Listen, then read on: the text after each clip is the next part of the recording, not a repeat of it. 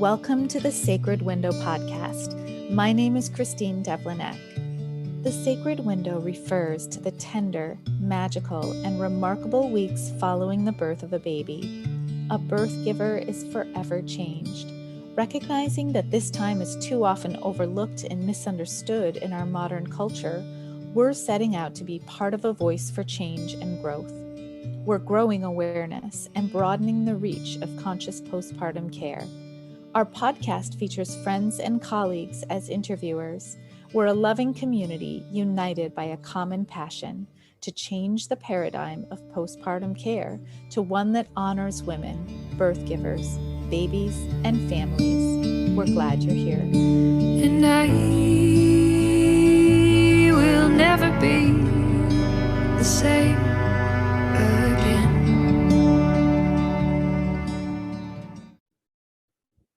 Hi there, welcome to the Sacred Window podcast. I'm Christine Devlin-Eck. I'm the director of the Center for Sacred Window Studies. I am so pleased to be hosting one of our students, Andrea Luzitano, to have a discussion with me about postpartum planning. This is something that's really, really important. And I was just telling Andrea that the more that I teach and practice, the greater I understand about how valuable planning for the postpartum window really is. So Andrea is the founder of Upon Arrival, her postpartum doula practice. She practices out of Kingston, Mass. She serves people in the South Shore, Cape Cod. She also does some services like belly binding and sleeping support. But Andrea's a mom to 4 as well. So I feel connected with her on how to sort of, how we sort of navigate this work with big families. And I think she's such an excellent person to really have this conversation with because she's doing it for herself as well as for her clients. You really, Andrea, seem to understand. So first of all, thank you so much for having this conversation with me. Well, thank you, Christine. I'm happy to be here. Yeah. So I'm curious, I would love to just sort of, to bring us into the conversation, at what point did you really start to understand that postpartum planning was something that had to be an integral part of your services?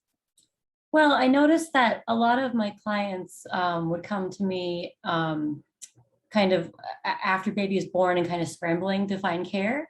And then during the course of our care together, they would talk about their birth plan and how they planned a ton for that, but they didn't plan for postpartum because no one mentioned that.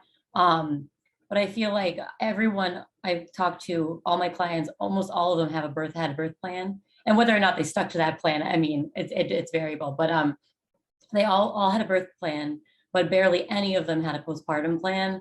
And were kind of like thrown for a loop with all the things that would have been helpful to plan beforehand with postpartum. I feel like they all just kind of thought it would just be like, okay, now I bring baby home and they're just part of my life now, but they didn't realize how much your life would change afterwards and the things that needed to kind of like make way. Like everyone thinks of food or of like, okay, I'm gonna not be sleeping very much, but that's pretty much the extent of the planning that people tend to do. So I thought it would be helpful to try to offer services to my clients and other moms or people out there who have some things they just didn't think about before babies are born, rather than afterwards or immediately afterwards when your brain is all foggy and you can't really even think past breakfast, So, but yeah, it just became an obvious gap in my practice. So I started offering that up to people and it seemed to be really popular. So.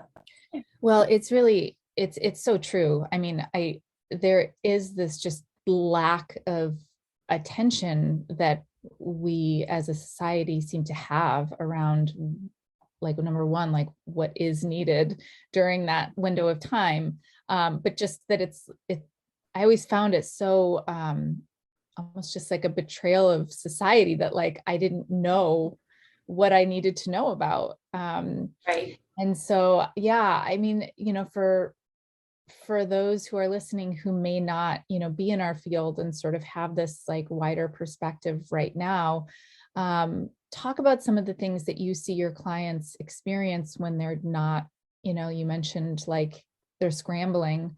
What comes up for them that you see the most that would have been helpful to have a plan about? Well, definitely boundaries is like the number one. I feel like most of the time it's people who are like, oh, well, I had my mom or my mother-in-law or my sister available. So I didn't think about postpartum support because like they said they could help, right? And they do come and help, but then their version of helping is very different than the person's view of what they actually needed. So boundaries are huge. People barging into the hospital room without really thinking about the fact that they might um, not be a good person to have in the room or a distraction from healing and resting. And some people don't like that kind of uh, hindrance from like healing, and you're actively bleeding and nurses are coming in and out, that kind of thing. So some people love having visitors in the hospital, and some people don't, or don't even realize they wouldn't want that. They don't think about it. And just people coming into your home and expecting to be hosted. So a lot of people think they have to cook and clean and let the people coming in just hold the baby while they do the hosting.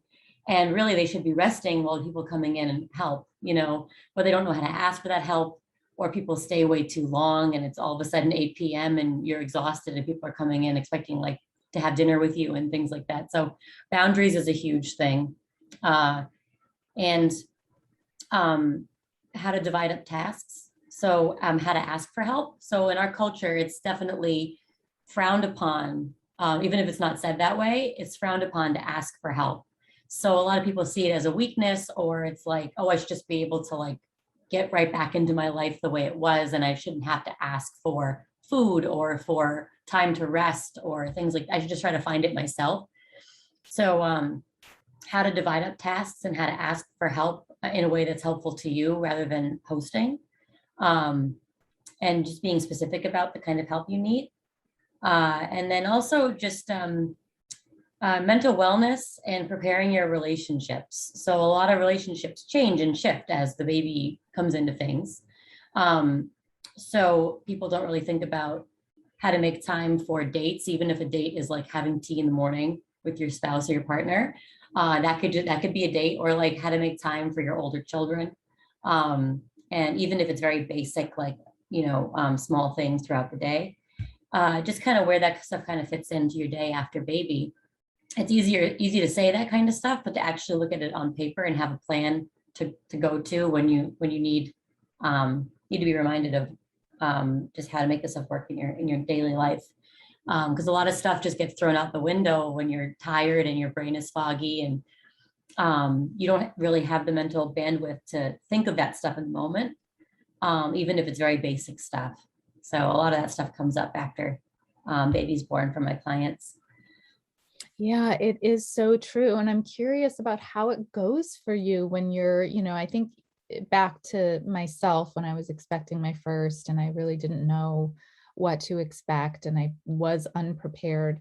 And I, listening to someone potentially like telling me about what I needed to do to prepare for postpartum, I'm curious about how I would have taken that in, if that was presented to me, because it wasn't coming to me from any other direction too. I mean, I think that when we start receiving messaging from multiple areas of society, whether it's like our, doula, like our, circle of caregivers, our families, we like saw our friend go through a supported sacred window. There's other, I feel like when we start receiving it in multiple places, we really can start to integrate that and manifest it in our own lives in an easier way. So I'm curious about how, do you feel like your clients really hear you when you're, sort of talking to them about this? Yeah, that's the hard part too, is sometimes I have a postpartum planning session with someone and we write the whole document together, and then they forget to look at it after baby's born, so having it posted somewhere is really helpful. But even just like talking through some of the things and just having it in the back of your brain. For example, I had a client who I was doing a postpartum planning session with, and we were talking through every scenario pretty much. I have a section on my template that talks about like, well, what if you have a NICU stay? I know it's unlikely, but like just in case. And they were like, oh, I hadn't even thought of that. So we went through and put up some basic plans, and it turns out she actually ended up having NICU stay, very short, not anything crazy, but she needed a little bit of extra support. And luckily she got her plan out and she looked and said, oh, it says here that I would call my sister who's in the same city as the hospital, but she hadn't even thought through that scenario. But just having to, the reminder there, like printing it out and putting it somewhere just as a visual reference, even if it's not super detailed, is a good way to remember. Because yeah, if you get a lot of people telling you all different stuff, first of all, remembering it's not going to happen. You have to write it down, and then put it somewhere like in your face, not like on your computer filed away, or just email it to yourself and having it get buried. It has to be like, up and prominent. You have to make it a priority. Like you do with your birth plan, you bring that to the hospital because you don't expect the doctors to like look through your phone and find it. You hand it to them. So it should be the same way in your own house, like posting it somewhere that's very visual to be reminded. Right. And it's, I think that for our very, sort of productive, like sort of results driven style of society that we live in, creating a postpartum plan could actually be very fulfilling for sort of taking care of, that sort of pitta, minded action, whereas, with a birth plan, we know going into it that we're creating, sort of a vision, but it's not, something that is promised to happen. And while I do think that, there's so many unknowns about how those first weeks are going to go for, the birth giver, for the baby, for the family, depending on how the birth goes, there are unknowns. I think as postpartum doulas, we can sort of see that there is a lot more that can be sort of planned for and expected during this time than potentially birth. So I think that that's actually, one way to support people. I really like to harness that energy of the third trimester when people are, starting nesting, they're like getting their things ready for the baby. And I always like, this is the perfect time. Like, let's, sit down and get really prepared for you. Like put all of your ducks in a row, whether it's your herbal support on the counter or whether it's your basket next to your bed that has all the things that you need, whether it's, putting together your support team, your friends, your family, your caregivers who are going to be helping you. Because I think, more than anything, and you as a postpartum doula, I'm curious to actually ask you about your experiences in being in a household where you are like the only person who has been assigned for postpartum care, because I really see this as a big problem when, a family or, just, it's not the family's fault. It's just sort of society's fault for not helping us, support wise, to have this built-in circle of understanding that the postpartum window is a time where very specific support is needed, and a lot of support in different ways is needed, not just for those specific hours where, we're lucky enough to have our doula come in. I've been feeling really helpless because a very good friend of mine has just had her first baby and she doesn't live near me. And so I've been sort of working, over the phone with this postpartum doula who she's had. And it's, the doula's been amazing, but I just can't help but like worry about my friend because she's only, she can only afford to hire her for a little bit. And I'm trying to help support that too. But there's really only so much that one person can do. We really need like help coming in from lots of different angles. So yeah, tell me a little bit about, situations that you've had in your practice where that support circle has not been there.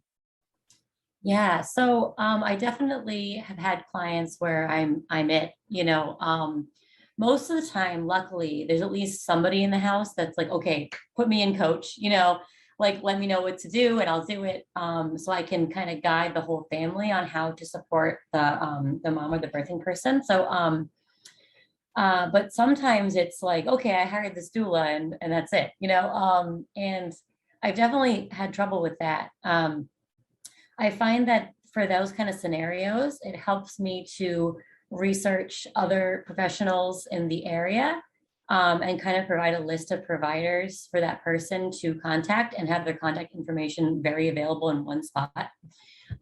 So, pelvic floor therapists or psychologists or just antenatal services. There's lots of places like that around here, which is really nice. So I can kind of guide people towards people that I've actually known and have vetted for them already. So I don't have to do that mental work of like interviewing people, but kind of pointing them in the right direction.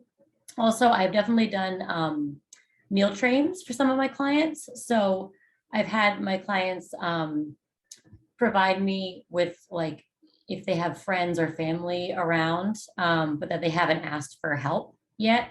I've had them provide me with people's names and email addresses before baby's arrival, so I could make a meal train and just kind of contact those people myself, and create just a kind of caravan of people coming throughout the week for those clients. So they have people dropping off meals. If they'd rather have them drop off meals in the cooler on the porch, I put that in there. But most of the time they like the company. So I put a little note in there being like, okay, if you drop a meal off, you come in and check on the person and, and kind of let them know what else to do to provide kind of care when I can't be around. And I might talk to some clients' families for them or friends for them to kind of set up like a train of people when I'm out there. And I haven't had a client yet who hasn't had at least someone who's kind of in the area or a phone call away that I couldn't like arrange check-ins with. But I feel like if I did, I probably would have to do some extra text check-ins or phone call check-ins myself. But luckily so far I've had people who had at least somebody around who can at least like phone call check-in for me. But it is hard because there's some people who move very far away from their family or they're new to an area and don't have any friends around. And then you're it.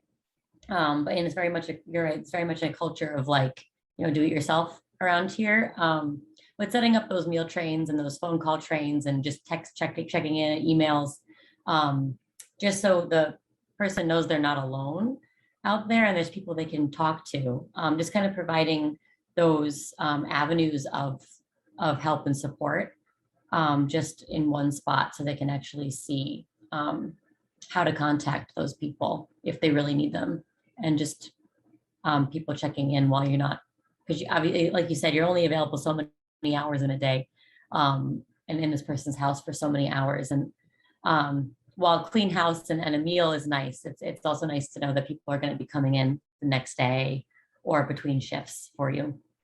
Oh yeah. And I absolutely love the opportunity to layer on like a little chore with the meal delivery.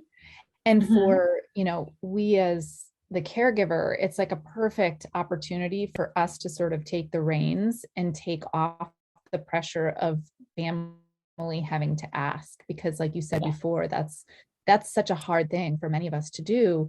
But when our caregiver is saying, no, this is what you need, this is part of my work, is to make sure that you are cared for. So along with, your friends, bringing meals this many days a week, we come up with a little, task sheet, like while you're dropping off your food, your job today is to like sweep up the kitchen, or your job today is to like, switch out the laundry and fold a basket, whatever, like something that's super specific, easy, and meaningful. Because, and I also really love the checking in too. I think that oftentimes we sort of think about, oh, that period of seclusion, we want, quiet, we don't want visitors. And while some people definitely may want that, and it should be left up to the comfort level of each family, sometimes it's very lonely, and you do want to be seen. You do want to be,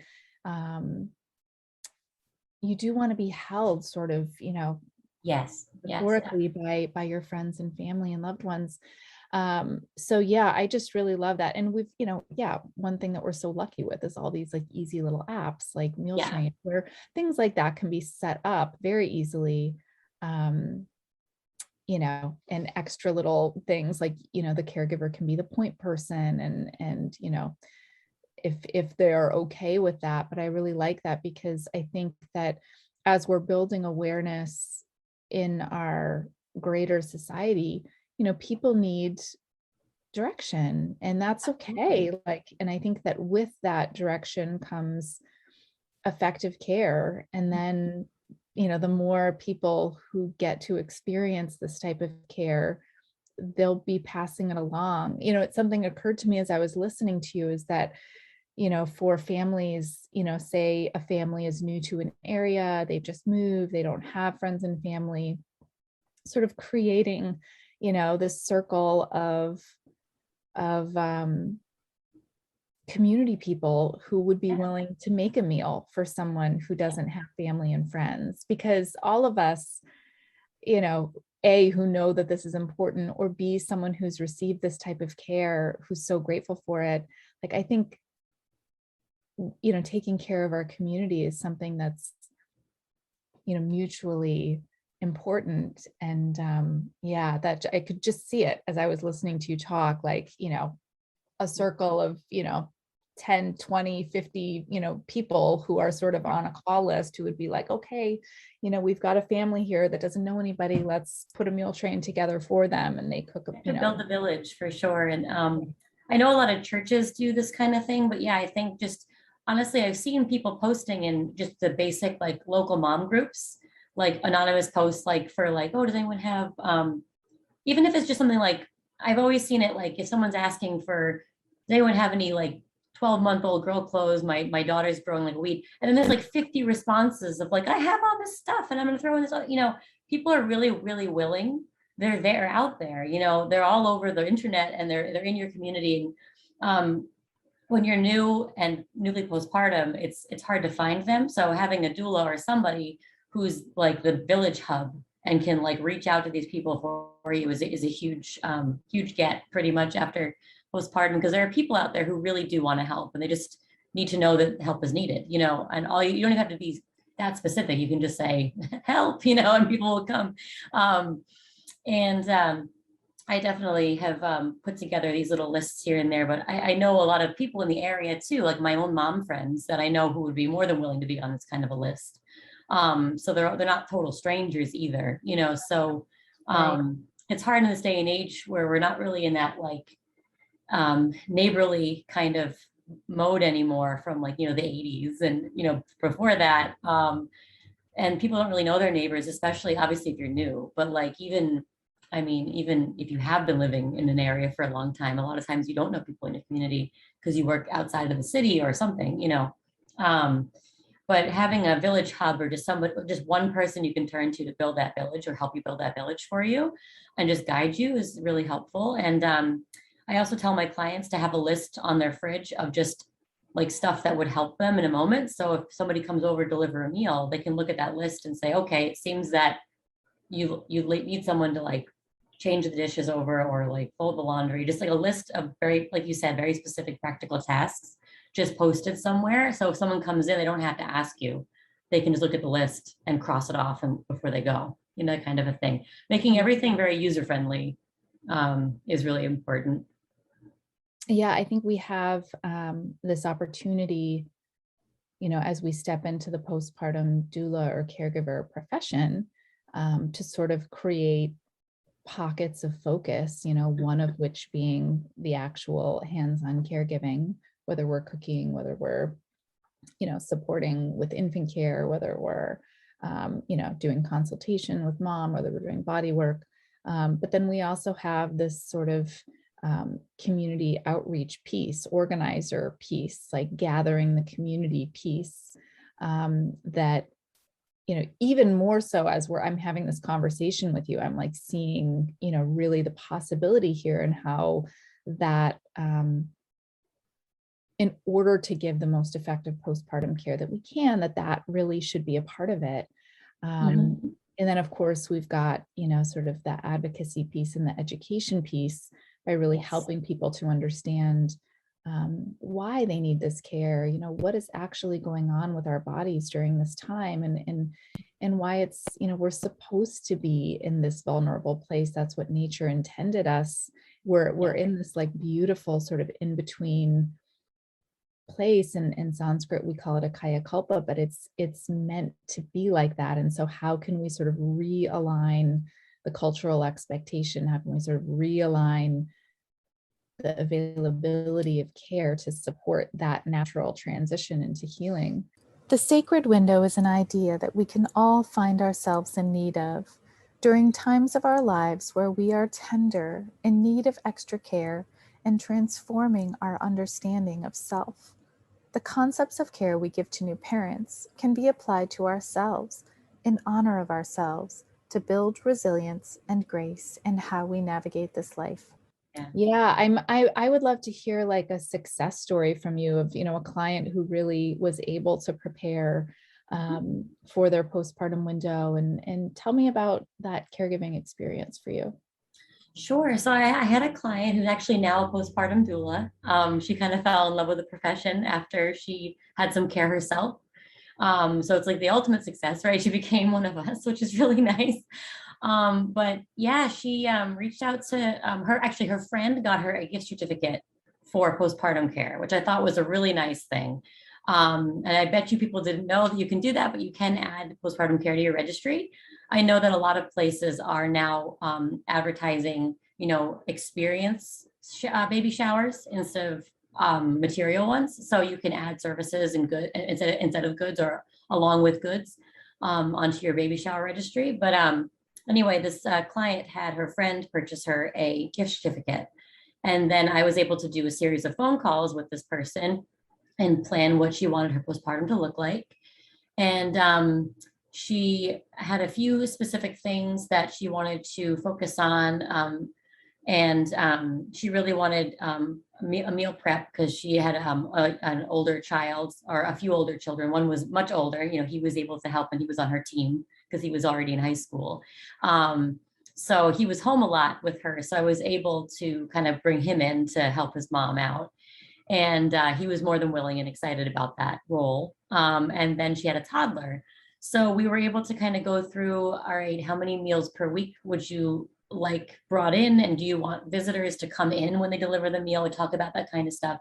And she had a history of some postpartum depression and other kinds of, mood things going on for her previous pregnancy. So she wanted to be prepared for that kind of mental wellness. So we talked about that and who to call if she needed that kind of care, and journaling exercises, because she was really into writing and that kind of, and artistic expression, because she's an artist as well. So we talked about how to like creatively, provide an outlet for those kind of emotions and, mood things. So she was able to implement that kind of care afterwards for herself. And the meal train went really smoothly. She had a bunch of people sign up for it. So she had, I think, 2 to 3 meals a week, and they would come in to check on her because she wanted that kind of visiting thing. So we started with, I think it was 2 visits from me a week, and then like 2 or 3 meals a week on the days I wasn't coming. So she had pretty much 4 to 5 days of visitors who knew only to stay for a couple hours, and give her some space.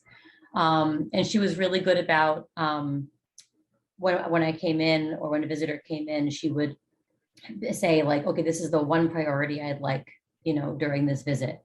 And we made sure it was only one priority, not like, oh, I want to get all these things done. It was just like, okay, when you're here for this window, this would help me, this one thing. And we'd focus on that. And sometimes it was going out to Target to go get something, to get out with the baby. And sometimes it was having her sit in bed while I made food, but just kind of having a clear-cut expectation of every visit. And it wasn't like I would give her homework. It was more like I would show up and ask her what was her priority, and we'd do that one thing.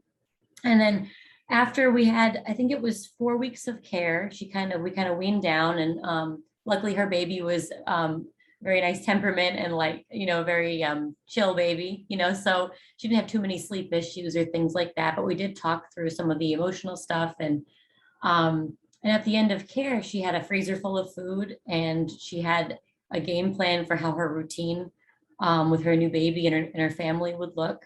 So she was able to kind of take it from there, and she felt really comfortable transitioning with just four weeks of care. And then she went on to seek training as a postpartum caregiver the following year, because she really enjoyed that 4-week period. And it was just a nice buffer between, being pregnant and being on your own kind of thing. And she did happen to have a family that was all there for her, so she was able to kind of learn how to delegate tasks to people in her household. So that was a big deal. But I think just having the framework that we talked through before baby was born, and then learning how to delegate it and implement it afterwards in a time frame that made sense for her really worked out. It was just everything kind of lined up and worked out really well. And she stuck to her template. We did almost everything on her plan, and we had to tweak some stuff here and there because it's very fluid. You don't know what kind of temperament your baby's going to have, or any like issues that might arise afterwards. But she was able to pretty much stick to her very basic framework.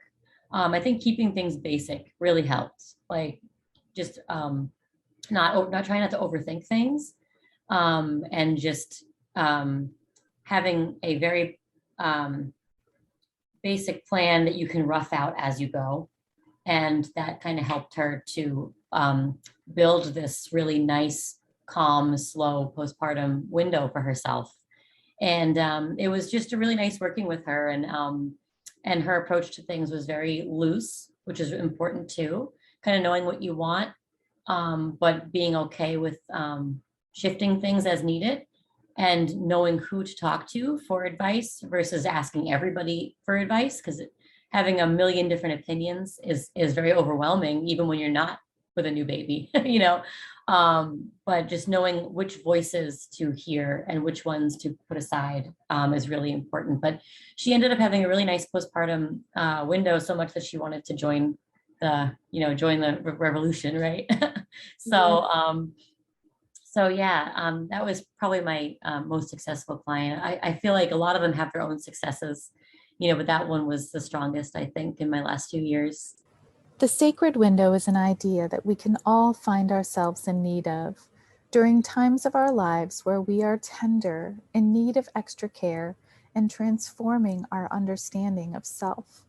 The concepts of care we give to new parents can be applied to ourselves in honor of ourselves to build resilience and grace in how we navigate this life. Oh, beautiful. Yeah, it's just so great to hear those stories when, however, it manifests, that people feel like they were supported, and that can look so many different ways. And it does not mean that everything goes smooth, because I think that we have to really embrace the imperfection of bringing babies into the world, in terms of, we're going to be tired. We're going to, have this challenge on this day, and then it'll change, and it might be a different challenge the next day. There's, it's a big time, and that's okay. But there's like a difference between experiencing that big time while we know that we have people there for us, and we've thought ahead about, how to handle, this situation. So it's just beautiful. I thank you for sharing that story. And I think that it really, for me, what was sticking out too is just how you really provide a sense of, a solid resource. I know that we have like our students, that's like a requirement for my module. The program is to create your resource guide for your community, and so that you are not the only person. There's things that, we're not trained for, like some of us are not lactation consultants, or, we're not therapists. Like there's boundaries to like what we are able to offer. So when we have, like you said, she, had an experience with postpartum depression before. And so she knew who she could call. She knew how to plan in place for how to access support easily with that. Another thing that stuck out to me was the basic, keeping things very simple, which is another thing that we talk about. And in terms of the universal mother principles, and simplicity as being one of them, because absolutely, like when we are in a big moment in life, we can only handle things in small bite-sized pieces. They have to be digestible. It has to be simple and actionable and nourishing. And it sounds like what you were able to guide her in creating a plan, it was digestible for her. She could do it. She could implement it because it wasn't overwhelming in any way. Right. Yeah, beautiful. Yeah, having a plan, but that's simple and like not overthinking, it's important, and also not being rigid. I feel like in our society, a lot of, like, I see it a lot around breastfeeding, honestly. People feel like they're failing when they're not 100% nursing when they wanted to do that. You know, obviously if it's their goal, like some people don't have it as a goal, but if it's their goal from before birth, that they wanted to breastfeed, they're thinking of it as like, I'm going to be nursing 100%. But no one talks about the, you know, the other ways that nursing works or breastfeeding works or pumping, or, you know, no one talks about combo feeding, or like even just like weaning to formula eventually. You know, there's all different ways. And none of it's wrong, you know, as long as it's safe, you know, it's not wrong. But we're so rigid as a society that it's like, oh, if I don't do this exact thing, then I'm failing. And it's like, you don't have to give yourself any room for, you know, for grace. You have to have some grace with it. It's the same thing with planning anything for postpartum. Like, it's not going to look 100% like the template. Like if you wrote this template in this, you know, really rigid way with really detailed instructions, and like, I mean, it's good to be specific, but you don't have to be incredibly detailed and stick to 100%. Like, it just needs to be very like basic reminders of the very small things that it would take for you to be comfortable in your environment and have peace and joy in postpartum. Like, just very, if you want to sit in a room that has minimal toys thrown around it and like it's tidy, like not perfect, but tidy, and the rest of your house is exploded, that's fine. Like, as long as your space is comfortable, like just think small and try not to be too rigid. It doesn't have to be overthought, but it should be thought about, you know. So just basic planning without being rigid, and without being obsessive and like, you know, over detailed. But our society tends to be that way. So it's hard to have that mindset shift too. It doesn't have to be perfect, it just has to be available, you know, as like a thought. I so appreciate that. That's another principle, you know, the flexibility piece. And I think that I also see that, Andrea, that, you know, we as a society, I think it's also sort of a way of handling stress, is that we want things to be very, you know, this is how it has to go, because, you know, we're attached to that outcome or that routine. But I think, and I think that, you know, for, you know, using Ayurveda as an example, like we, you know, when I first started studying Ayurveda, it seemed like a very organized set of rules that if I strayed from the rules, something terrible would happen. You know, and so moving, you know, bringing Ayurveda closer in my life over the years and really starting to feel into where it's much softer than hard, you know, like there's lots of nuance to, you know. And so, for example, in the postpartum window, I would rather have someone eat something that was maybe from the freezer, but be relaxed and feeling joy and love while they're eating that, than overextend themselves, get into a fight with their partner, and, you know, feel like they can't eat because they don't have something that's freshly cooked with the exact, you know, qualities that they know maybe in their brain is what their postpartum body needs. Sometimes that is not accessible.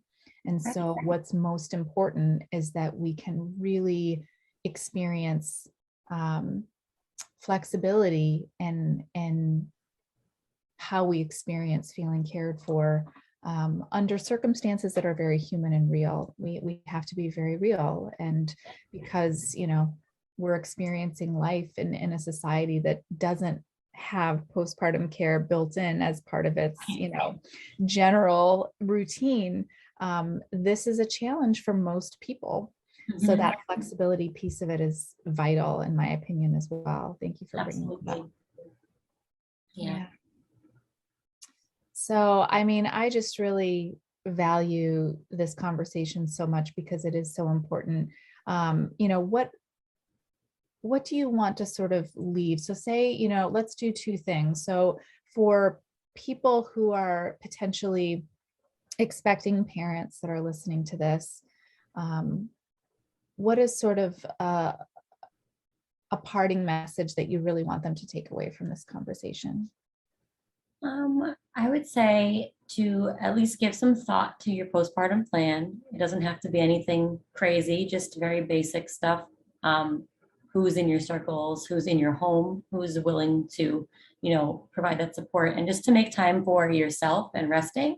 Um, the very basic place to start for that would be make a list of all the things in your life that bring you comfort and peace and joy. So like your favorite foods, your favorite TV shows, your favorite books, like all your favorite stuff that just makes you happy. Like even if it's like a picture that you like to look at or just anything, you know, and even just having that as a toolkit, you know, when you're feeling any certain way after babies around, you can, you know, go to that list and pick something, or have somebody help you pick something off that list just to get into for like a mood boost. Like that's a good place to start, really. But just giving any kind of thought to what your ideal, like even if it's, what does my ideal week postpartum look like?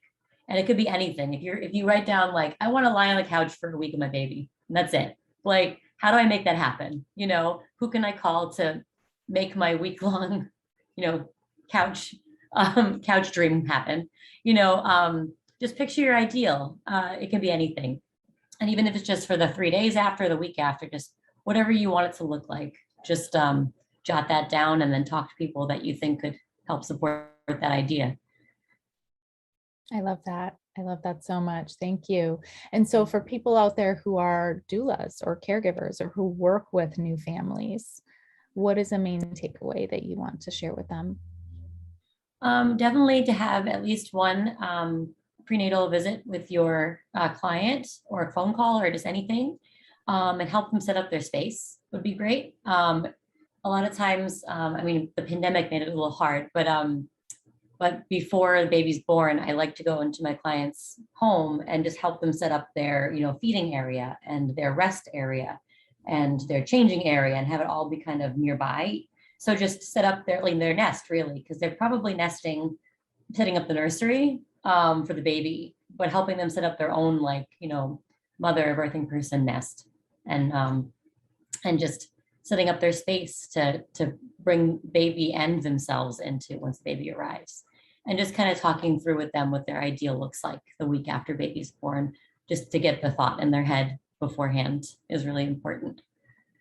I love that. I love the home visit and setting that up too. Another thing that is fun to add to that is like teaching partner how to like make a couple super Yes. simple things, you know, like maybe it's like, you know, a warm breakfast cereal, or, you know, a kitchery or something, a lactation tea, something that they have at least, you know, this like go-to thing that they've done before. That's always great to do too. Well, I just thank you so much, Andrea. This has been wonderful. And yeah, I think, you know, one last question that I have for you, you know, I think that postpartum doula care is becoming more popular, and there's more of us out there. You know, and you've really sought out additional training in your postpartum support. What was missing for you, you know, that made you want to continue to learn more about conscious care? Oh, well, definitely just the self-care aspect of it, I feel like led me to seek out more of like intuitive care versus practical care. I took a few little workshops here and there that talked about intuitive care, and I really think that's missing from our culture, is everything is like how to do this practical, tangible thing, whereas a lot of moms are just ignoring their intuition. And a lot of them have excellent intuition and can speak baby, you know, but they don't think they can because you can't see it. So I really think teaching moms and birthing people about trusting themselves and just being able to kind of interpret their baby's cries. And yes, you're right, that is what they need. You know, that is what the baby's trying to tell you. And just all the intangibles, you know, I think that conscious care kind of provides an avenue to give you the tools to trust yourself and go with like the way your brain, nature has wired your brain for this. Like you're wired for it. You just have to kind of trust that you are, and that just because a professional isn't telling you exactly what's happening, like you have the tools in your own mind and your own self. You just have to kind of read them the right way. And most of the time you do read them the right way. You just second guess, you know. So trying to giving people the like the confidence to know that they are their best caregiver, and to seek help that goes with their style of parenting and their style of postpartum is important, and just kind of trusting themselves and their intuition. I felt like that was missing from my my first pregnancy. I was told all the things to get ready, like that I could go buy at the store, that I could like prep the space, like with all the, you know, the tangible things, but I wasn't really told about like, you know, trusting my gut. And like if a provider tells me one thing, I can kind of think about it myself and think if it sounds right or not. You know, trusting yourself is really important. And I feel like people don't really know that. So it's an important message to send out there. So that's why I was seeking this kind of training now for my community. Beautiful. Thank you, Andrea. Thank you so much. Well, thank you. It was really nice talking about this topic. I think it's really important. Yeah, we're going to share Andrea's website, and she's got a beautiful blog post that she's written that we'll link to, and also to a template that she shares with her clients that we will be sharing with you. So make sure to check out the show notes. And thank you all for listening so much. Thank you.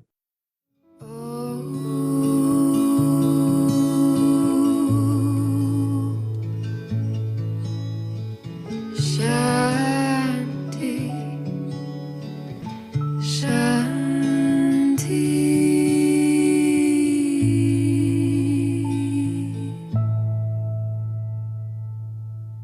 How can you bring something sacred to your current window of time?